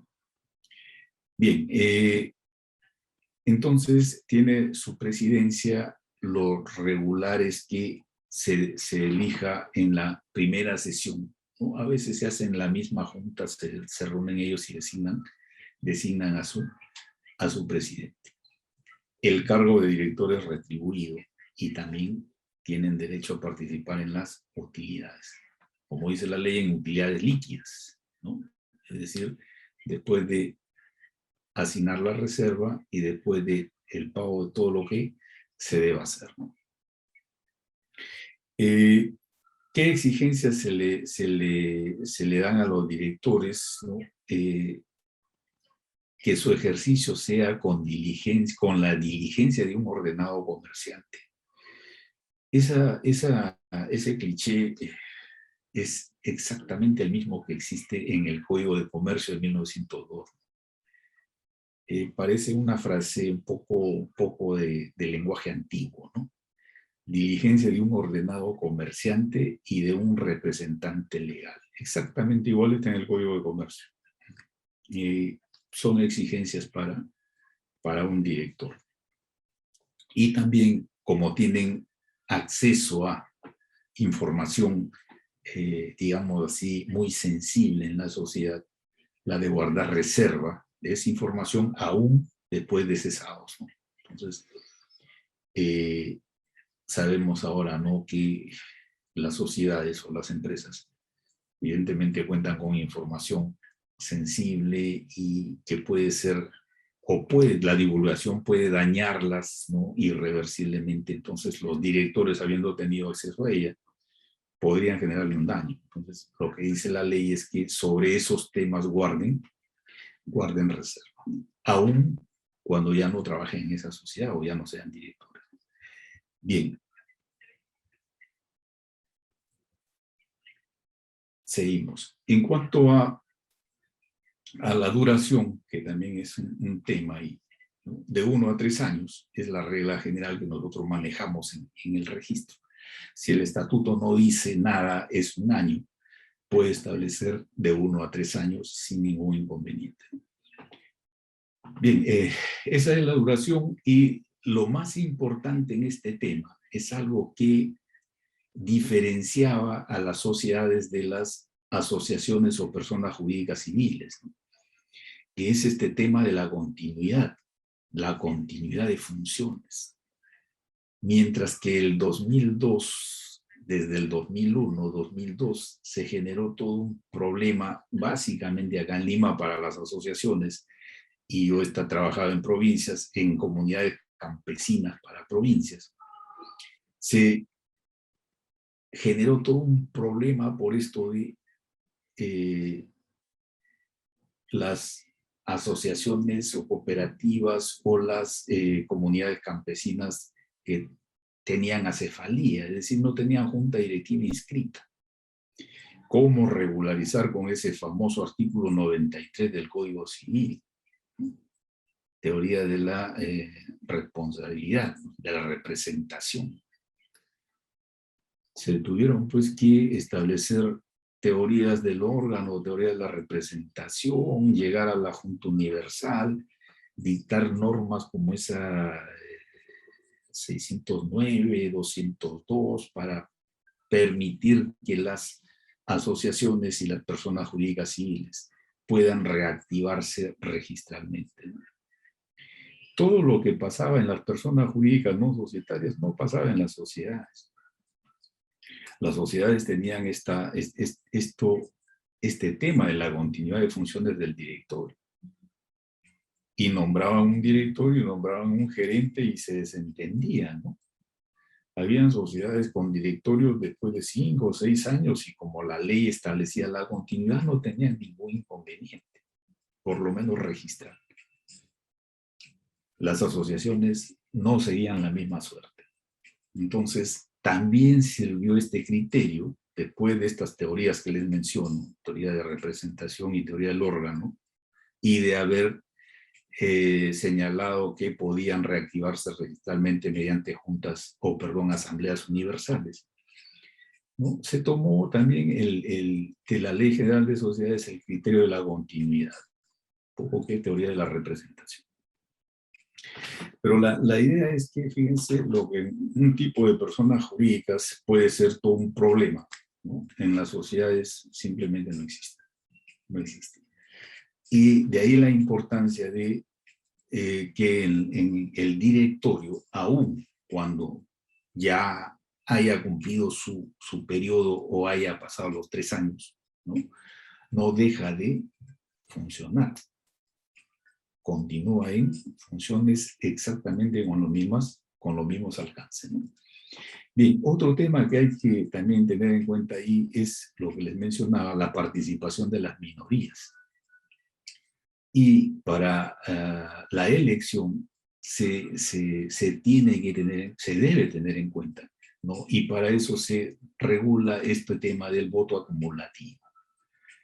¿Cómo evitamos cómo evitamos todo este tema del voto acumulativo, que a veces genera una serie de cálculos e inconvenientes, sobre todo en las actas? Simplemente con la unanimidad. Si la Junta elige al directorio por unanimidad, nos olvidamos de cálculos y de más temas, ¿no? Aprobó por unanimidad a los directores y al directorio y se acabó el tema, ¿no? Entonces, cuando ello no sucede, hay que recurrir a lo que es el voto acumulativo, generalmente en las sociedades grandes, ¿no? ¿Qué significa? Multiplicar por el número de directores la cantidad de acciones. Si yo soy accionista con 10 acciones y hay que elegir 5 directores, hay que multiplicar 10 por 5. ¿Cuántos votos tengo yo como accionista? 50. Si son 5 directores, los puedo distribuir, ¿cierto? Mis 50 votos le doy 20 a uno, 10 a otro, 5 a otro y el resto al cuarto. Y así voto yo. Entonces, todo eso tiene que constar en el acta, ¿no? Tiene que constar en el acta. Y ahí es donde vienen a veces las complicaciones. Bien, pero a eso se refiere este tema del voto acumulativo. Y como les repito, además de la continuidad, los directores pueden ser reelegidos al infinito, cosa que no pasa tampoco, cosa que no pasa en las personas jurídicas no societarias, ¿no? Generalmente, la reelección en muchas de ellas está prohibida. Como son personas jurídicas o, digamos así, sociedades de personas, entonces el tema de la reelección es un tema un poco espinoso. Bien. En cuanto a lo demás, a la remoción, bueno, que ya nos toca verlo, el tema de el nombramiento, hemos visto que puede hacerlo la Junta General o, en este caso, puede hacerla o debe hacerla la Junta General. La remoción igual correspondería a este órgano, ¿no? Y puede hacerlo en cualquier momento, si han habido directores que han sido elegidos también en Junta Especial, pues van a tener que seguir el mismo procedimiento. En cuanto al número de directores, nunca es menor de 3. Nunca es menor de 3. ¿Qué pasa si son 2? Imagínense si quieren decidir algo, ¿no? Y si el quórum es por mayoría, bueno, siempre va a haber 1-1, ¿no? 1-1, 50%. Nunca se forma decisión, a menos que sea unanimidad, es decir, los 2. Y un tanto que por ahí va el tema de que la ley establezca un mínimo de 3. Un mínimo de 3. En el estatuto se pueden establecer otras cantidades e incluso establecerse un número variable, es decir, no menos de 5, no más de 10. Generalmente he visto ese tipo de directorios. ¿Cómo es que se elige? En la Junta, y ahí hay que también un poco verificar cuando se califica, en la Junta lo que hay que revisar es que conste el acuerdo de la Junta General decidiendo primero cuál va a ser el número de directores. Entonces, cuando se va a elegir un directorio en una sociedad que tiene un estatuto con directorio flexible, lo que se tiene que hacer es, primer acuerdo, revisar que decidan cuántos van a elegir. Segundo acuerdo, elegir los que han decidido que deben constituir el directorio. Y la pregunta viene, ¿no? ¿Y qué pasa si en el acta de la Junta solamente han consignado el acuerdo de elegir 5? Y ha sido elegido por unanimidad, ahora en el acta aprobada y toda esta cosa. Se le puede observar o se le puede tachar. La ley dice que previamente la Junta debe acordar, ¿no es cierto?, cuál va a ser el número fijo de directores. No lo hicieron, pero ya eligieron a un número. Entonces, ahí viene ya la cuestión del criterio, ¿no es cierto? Algunos considerarán pues que es un tema no subsanable, lo tacharán, otros consideran que es un tema subsanable, lo observarán, y alguien pues dirá, bueno, pues si ya eligieron 5 es porque se entiende que previamente han decidido que sean 5. Y inscriben los 5. ¿Hay alguna infracción ahí a la ley? Entiendo que no. Es un tema bastante fácil de chequear a partir del título mismo, ¿no? Casuística pura. Bien, la Junta General decide sobre el número cuando es variable, es decir, lo que les estoy manifestando. Para aquellos estatutos en los que en algún artículo se dice el directorio debe contar con no menos de y no más de. De eso se trata. Bien, los directores tienen también alguna tipología, ¿no es cierto? Y pueden ser suplentes o alternos. Y aquí sí hay que refrescar un poco este tema porque a veces, como a veces no es muy frecuente, uno por ahí lo empieza a confundir. En el caso de los suplentes, por ejemplo, un directorio de 5, se eligen 3 suplentes. Si hay alguna vacancia, cualquiera de ellos lo reemplaza, ¿no? En el caso de los alternos, si son 5 directores, puede decidirse que en el estatuto, evidentemente, cada uno de los titulares tenga un director alterno. Es decir, si vaca el director B, pues lo sustituirá el alterno de B, ¿no? Entonces, ese concepto de cada uno de los tipos de directores también hay que tenerlo presente, ¿no? No es igual un suplente que un alterno. El alterno va con su titular, el suplente va con todo el directorio, ¿no? Bien, para ir ya terminando, porque el tema evidentemente da para mucho más, pero hay que irlo concluyendo. Bien, en cuanto a la vacancia que sí se inscribe, la vacancia que sí se inscribe, por fallecimiento, renuncia, remoción, impedimento legal o estatutario. Aquí sí está definido y está precisado en la ley, ¿no? Cuáles son los supuestos o causales de vacancia.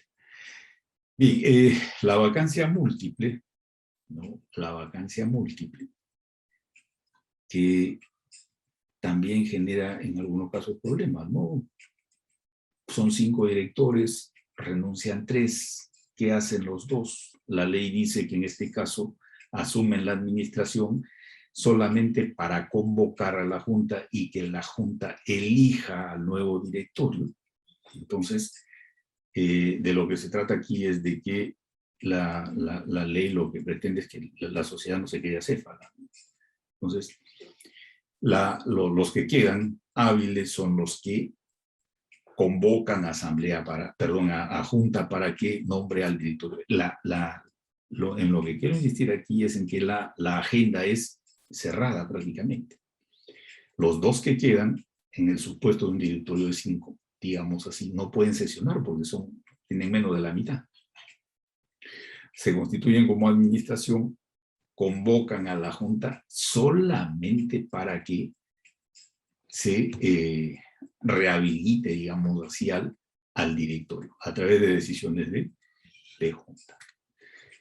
Bien, y eso es lo que regula la ley para estos temas, y tenemos pues que, en todo caso, verificarla desde lo que contiene ese resumen que ya hemos dicho que son las actas.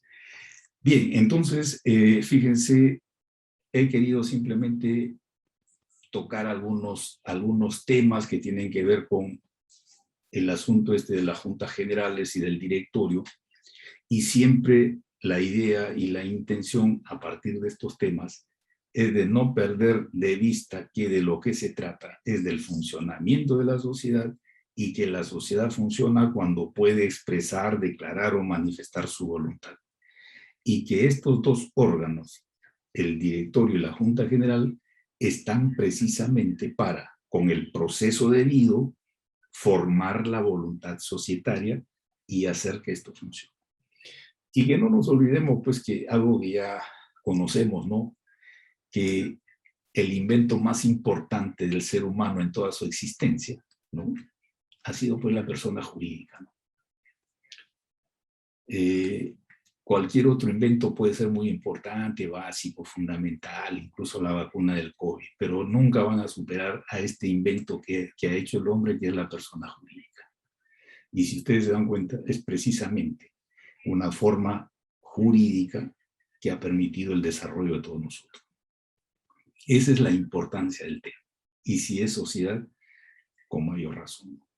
Entonces, no se olviden que es el invento más importante de toda la historia del ser humano, ¿no? Y bueno, pues hay que tratarlo desde ahí.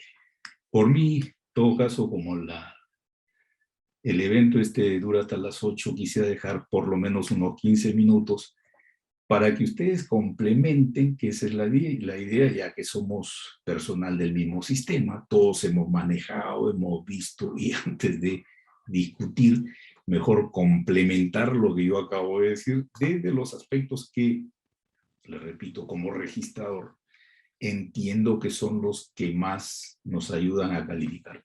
Si han tenido algún caso por ahí en lo que como asistentes, auxiliares o registradores tienen algún tema ahí de alguna resolución que sea un poco novedosa, ¿no? También nos gustaría escucharla. Bueno, conmigo hasta ahí. Espero escuchar de repente los aportes y si hay alguna pregunta y hay que de repente complementar los temas, no tendría tampoco ningún problema en hacerlo. Bueno, entonces, Kelly, hasta ahí llegamos con lo que a mí corresponde para dar paso a unos 15 minutos de intervenciones o de preguntas que puedan, en todo caso, o que requieran de repente alguna aclaración. Sí, doctor, muchas gracias. Vamos a dar pase a las preguntas. Ha levantado la mano el señor Juan Zapata More. Por favor, si pudiera activar su audio para poder realizar su participación. Pasemos a las preguntas del chat, doctor. Sí, claro. Ya. Karina Macavilca nos pregunta, doctor, cuando dice hay que diferenciar entre administración y propiedad en la sociedad, no comprendo bien. ¿A qué se refiere? ¿Se refiere a las facultades de administración y disposición? A ver, lo que pasa es que toda ley así general, más o menos del tipo de la Ley General de Sociedades, que es prácticamente un código societario, siempre tienen ahí algunas, digamos, piedras angulares o filosofía que las soporta. Y lo que pasaba en el derecho societario de la Ley de Sociedades Mercantiles del 67, aquí la 23123 del Perú, era que no tenía esa separación.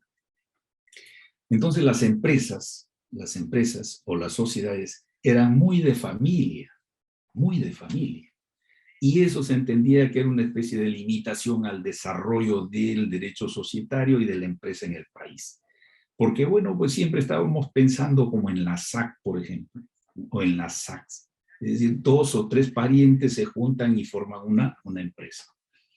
Y eso ya, ahora ustedes saben que con el primer mundo y segundo mundo, las empresas ya no funcionan desde la perspectiva familiar. Nadie sabe quién es el propietario, por ejemplo, de algunas empresas en Estados Unidos. Son exactamente como su tipo lo dice, sociedades anónimas. Entonces, esas sociedades anónimas, para separar el manejo de la propiedad, las decisiones sobre la propiedad de la gestión misma, necesitaban de una ley que reconozca esa situación. Entonces, lo que se hace es regular a la Junta General como órgano supremo que toma algunas decisiones, las más importantes, sí, porque son los dueños de la sociedad. Y la gestión misma de la sociedad. O sea, ustedes habrán visto en el artículo 1 de la primera clase que es una sociedad, ¿no? Todos convienen en aportar bienes o servicios para una actividad económica. Y les habrá dicho el profesor, oye, ¿y la utilidad? Que una empresa de la Ley General de Sociedades no se forma para ganar utilidades. No, lo que pasa es que está en otra parte. Por ejemplo, ese es otro tema también que caracteriza nuestra Ley General. ¿Por qué si es tan evidente que la utilidad es la que llega a ser el motivo de la formación de una sociedad, no está en la definición del artículo 1? Porque la empresa en la época en que se dictó esta ley aún seguía, como lo decía Lourdes Flores, ¿no? Una de las que influyó en esto, aún seguía siendo una especie de demonio en la sociedad. Entonces, lo mejor era no vincular directamente en la definición lo que es la utilidad con la definición de sociedad y se dejó para la distribución de utilidades. Esa misma filosofía es el tema de la propiedad con la administración. La administración de las sociedades ya no familiares, ¿no? Tiene que ser profesional, técnica, imagínense ahora con gobierno digital, ¿no es cierto? Los parientes pues ya no tienen tiempo ni para actualizarse en eso. Tiene que ser un tipo de gestión moderna, técnica, que haga producir eso para lo que se formó, que no es otra cosa que utilidades, ¿no? Entonces, la ley va por ese lado. Separa la propiedad, le da su espacio, pero deja que el manejo, el funcionamiento, lo hagan personas técnicas. Y a partir de ahí es que se regula el directorio y la gerencia. Eso, evidentemente, se explica en lo que se hace cuando se trata esta ley, precisamente nuestra, de la Ley General de Sociedades. Y es una de las diferencias fundamentales entre la 23.123, que fue la Ley de Sociedades Mercantiles, con la nueva que tuvo que dictarse, ¿no? A eso me refiero cuando separa estos dos temas. ¿Hay alguna otra? Buenas noches, doctor. Joana del Carmen pregunta, en una junta que, según se indica en el acta, se instala con el 100% de socios, pero uno de ellos se retira sin ejercer su voto y sin firmar el acta, ¿es necesario acreditar su convocatoria? Parecen temas conocidos, ¿no? Hay que irnos, en principio, al artículo 135. ¿Qué dice el artículo 135? Cuando es universal, es decir, estuvieron todos, por unanimidad acordaron constituirse en junta, y por unanimidad acordaron la agenda, y por unanimidad acordaron instalarse, tenemos ahí un primer indicio de que es Junta Universal. La convocatoria además. Pero el acta como documento, que es la que acredita ese hecho, dice el 135, tiene que estar suscrita por todos. Entonces, si alguien no la firma, ahí van a estar en problemas. ¿Cómo van a acreditar la convocatoria? Ahora viene el tema. Si no hubo convocatoria, porque ya está constando ahí de que se trata de una junta universal. Y a eso me refería cuando le dije que acta viene de actum y actum es hecho, y los hechos no se inventan. Si para darle legitimidad a esa junta o a esa acta vas a inventar una convocatoria que no hubo, eso ya es otro tema, ¿no? Salimos del derecho societario. Ya saben a dónde nos vamos. A otra rama del derecho que no quiero mencionarla acá. Bien, ¿alguna más?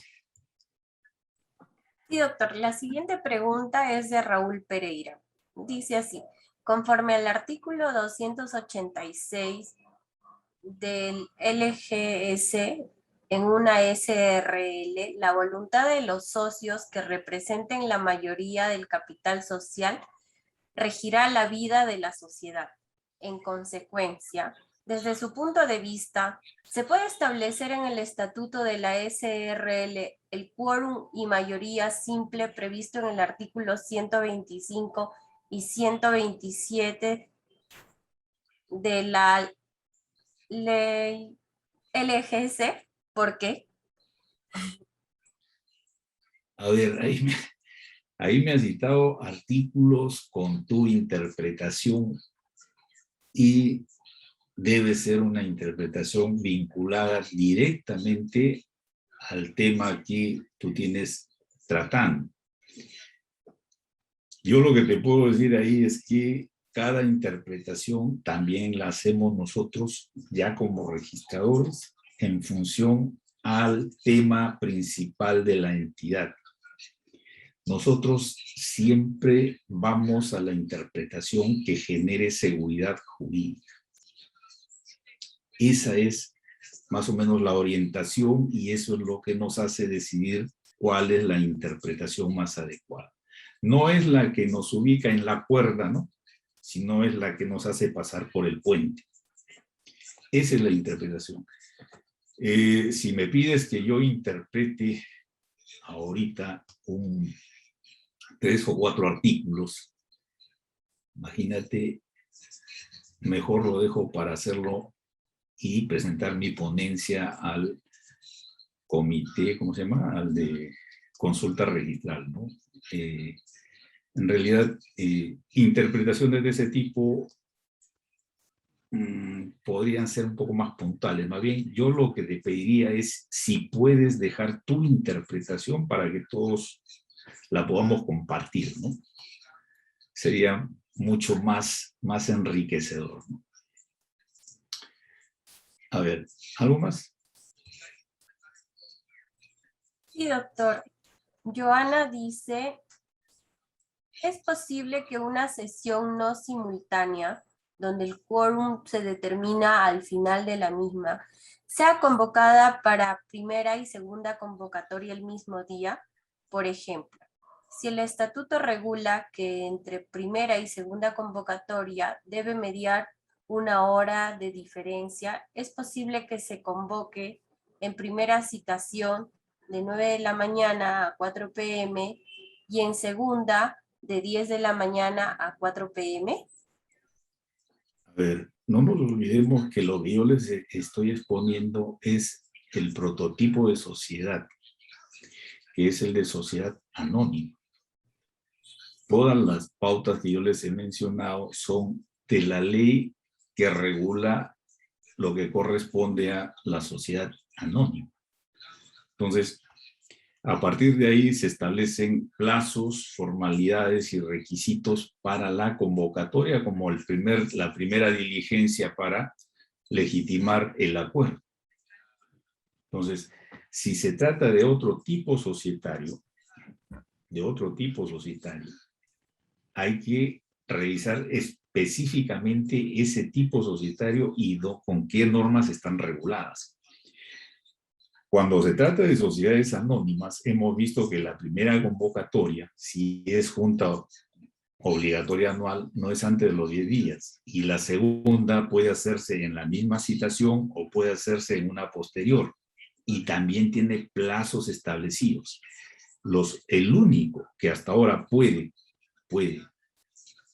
dejar de lado esos plazos es el juez. Y así lo ha entendido también el Tribunal Registral. Porque hay ya resoluciones, ¿no es cierto?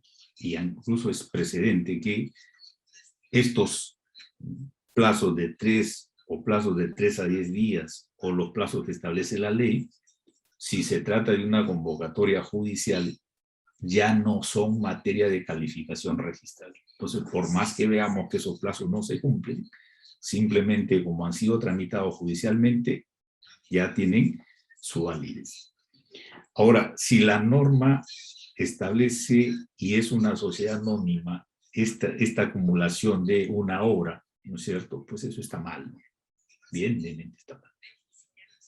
Si son otros tipos de sociedades y tienen estatutos particulares, lo que hay que hacer es vincular lo que dice la norma para ese tipo de sociedad con lo que dice el estatuto.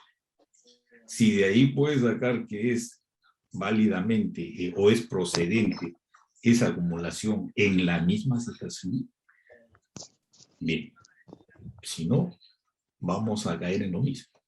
Ya no tendrían las formalidades exigidas. Y si no tienen las formalidades, ya lo han visto ustedes, simplemente de lo que se trata es de un acto nulo. Doctor, vamos a darle pase a Patricia Martínez. Por favor, activa tu audio, que has levantado la mano, puedes preguntar. Y concluiríamos con ella. ¿Ya? Sí, doctor, buenas Para que noches. compartas algún caso. Doctor, buenas noches, ¿qué tal? Quería consultarle, de acuerdo a la ley 31.194, se permite realizar sesiones no presenciales por medios electrónicos. Entonces, mi pregunta es, ¿cómo se acredita para efectos de solicitar la inscripción estas actas? O sea, ¿qué se le presenta en estos casos? ¿Actas? ¿Estás hablando de sociedades? Sí, la Ya. ley 31.194 modificó la Ley General de Sociedades para regular sesiones no presenciales. Claro, yo lo que te sugeriría es que leas mejor el artículo 21 de la Ley General de Sociedades. Es ahí, es en ese artículo 21 que evidentemente lo ha modificado la ley que tú me refieres, ¿no es cierto? Donde vas a encontrar 21A, ¿no? Que dice sesiones Sí. no presenciales y ejercicio de los derechos de voz y voto no presenciales.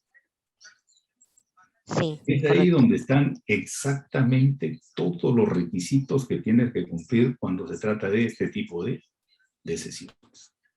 Y lo más importante es que está en las normas generales, ¿no? Yo creo que aquí, si le hubieras hecho esa consulta al profesor de la clase anterior, te lo hubiera podido decir puntualmente. Yo simplemente lo que te puedo decir es que te vayas al artículo 21 porque es la que dice los órganos de las sociedades, y se refiere a todos, podrán realizar sesiones no presenciales con la misma validez que las sesiones presenciales a través de medios electrónicos. Y te dice qué es lo que debes garantizar, ¿no? ¿Qué es lo que debes garantizar? Y con el cuidado de que si hay norma estatutaria o legal prohibitiva, ya no funciona. Ya no funciona. Entonces, hay que verificar el estatuto, hay que ver qué tipo de persona jurídica es, porque si la ley prohíbe o el estatuto prohíbe, ya no vas a poder utilizar este artículo 20, que ya está con las últimas modificatorias que son de este año, ¿no? El año pasado hubo una serie de modificaciones para adecuar las no presenciales, y todas esas han sido ya consolidadas en esta última, que es la que ha quedado como 21A, ¿no? Sí, pero doctor, o sea, mi duda iba por el lado de cómo materializan los interesados para efectos de la presentación al registro en esos Si casos. si es notarial, tienes el SIP, hablando de presentación, ¿eh? Hablando de presentación. Sí, a El eso me refiero, notario o sea, ingresa por el SIP, todos lo hacen por el SIP. solo por el SET. Sí, Ok. ya no hay, si interviene el notario utiliza el SIP. Y es bastante práctico, ¿eh? Porque si eres usuaria del servicio notarial y usuaria del registral, evidentemente eso te evita una serie de temas ahí, ¿no? Notario hace el acta, la firma digital, la remite electrónicamente, la recibe el registro, la distribuye y la trabaja, ¿no? Ah, ok. Ya eso Entonces, ya, ese es el conducto para la presentación en ese tipo exacto. Si te digo, de situaciones. si hay intervención notarial en estas actas, el notario va a utilizar el SIP. No creo y ya no puede hacer otra cosa.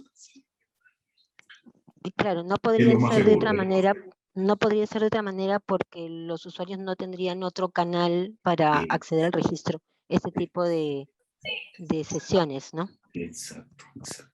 Por Ok, eso te digo, gracias. si hay intervención notarial, es el notario y el notario es sí. Así de claro. Bien, entonces, Doctor, pedimos disculpas a los que hicieron las preguntas. Debido al tiempo, vamos a tener que finalizar acá con el tema de las preguntas. Le voy a dar el paso a Kelly. Gracias, Alexandra. Gracias, doctor, y gracias a todos por realizar sus preguntas. En nombre de los organizadores de este curso a nivel zonal, le damos y a nombre de los participantes, doctor Idelbrando, le damos las gracias por su excelente ponencia del día de hoy. Agradecemos su tiempo brindado y la información proporcionada a lo largo de esta jornada virtual. Muchas gracias, doctor Idelbrando.